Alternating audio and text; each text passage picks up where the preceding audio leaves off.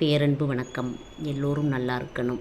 ஆடி மாதம், அது வெள்ளிக்கிழமை என்னவா இருக்கும்? ஆடி மாதம்னாலே கூழ் தான். ஆடிக்கூழ் தயாராகிட்டுருக்குது.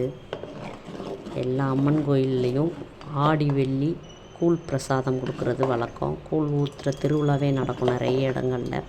நம்ம இன்ப ஃபவுண்டேஷனோட பசித்தோர்க்கு உணவளிக்கும் இன்ப உணவகத்தோட அன்னம் பகிர்தலில் ஆடி மாத வெள்ளிக்கிழமைகள் தோறும் கூழ் தான் அங்கே பிரதான உணவாக நம்ம கொடுக்குறோம்.